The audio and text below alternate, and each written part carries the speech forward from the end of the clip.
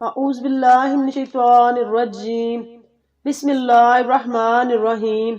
تمام تعریف اللہ رب العزت کے لیے اور درود و سلام تمام نبیوں کے سردار حضرت محمد مصطفیٰ صلی اللہ علیہ وآلہ وسلم پر اور آپ صلی اللہ علیہ وآلہ وسلم کی آل و اصحاب پر۔ السلام علیکم ورحمۃ اللہ وبرکاتہ۔ قرآنی وظائف چینل پر تمام ناظرین کو خوش آمدید۔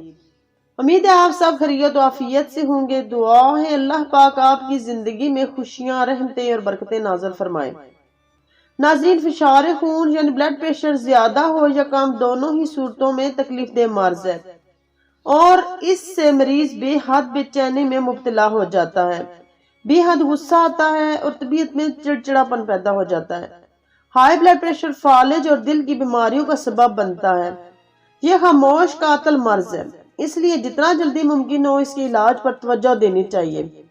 بلڈ پریشر کو ام الامراض بھی کہا جاتا ہے، اس سے بہت سی بیماریاں پیدا ہو جاتی ہیں۔ اس بیماری کا علاج قرآن مجید میں موجود ہے۔ قرآن مجید میں اللہ تعالیٰ نے ارشاد فرمایا، قُلْ هُوَ لِلَّذِينَ آمَنُوا هُدًى وَشِفَاءً۔ اے محمد صلی اللہ علیہ وآلہ وسلم کہہ دیجئے، یہ قرآن ایمان لانے والوں کے لیے ہدایت اور شفا ہے۔ قرآن مجید میں ہر بیماری کی شفا موجود ہے۔ ناظرین، ہر طرح کے بلڈ پریشر کے لیے بہت مفید اور بہت مجرب وظیفہ بتانا ہے۔ وظیفہ اس طرح کرنا ہے کہ قرآن مجید کی یہ آیات مبارکہ ہر فرض نماز کے بعد 3 مرتبہ پڑھیں۔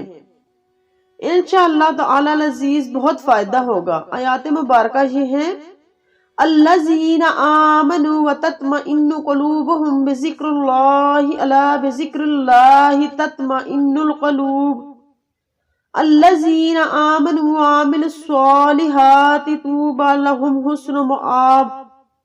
یہ سورۃ الرعد کی آیت نمبر 28 اور 29 ہے۔